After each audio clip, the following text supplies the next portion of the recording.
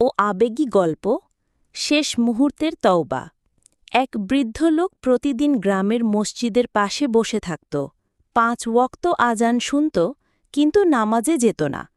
গ্রামের সবাই জানত লোকটি একসময় বহু পাপ করেছে। সুদ, জুয়া, মদ আর অন্যায় ডুবে থাকা ছিল তার জীবনের অংশ। একদিন গ্রামের এক ছোট্ট ছেলে আব্দুল্লাহ মসজিদের ভেতর থেকে এসে তাকে বলল, চাচা, আপনি নামাজ পড়েন না কেন? আপনি জানেন আল্লাহ দয়ালু, তিনি মাফ করে দেন। বৃদ্ধ হেসে বলল, বাচ্চা, আমি অনেক পাপ করেছি। এখন মসজিদে গেলে সবাই বলবে লোকটা নাটক করছে। আল্লাহ আমাকে আর মাফ করবেন না। ছেলেটি বলল, চাচা, আপনি কি জানেন না, ফিরাউনের মতো লোককেও আল্লাহ মাফ করতে চেয়েছিলেন যদি সে তওবা করত।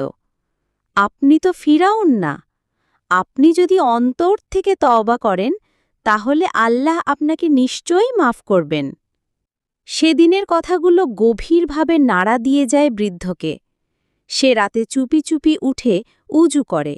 তারপর বছরের পর বছর পর প্রথমবারের মতো সিজদায় পড়ে। চোখ থেকে অঝরে পানি পড়তে থাকে। কাঁদতে কাঁদতে সে বলে, হে আমার প্রভু, আমি দেরি করে ফেলেছি, কিন্তু আমি ফিরে এসেছি, আমাকে গ্রহণ করো। সকালে গ্রামের লোকজন তাকে সেজদার অবস্থায়, মৃত অবস্থায় পায়। মুখে ছিল প্রশান্তির হাসি। সংক্ষিপনীয় বার্তা: আল্লাহ কখনোই তার বান্দাকে ফিরিয়ে দেন না।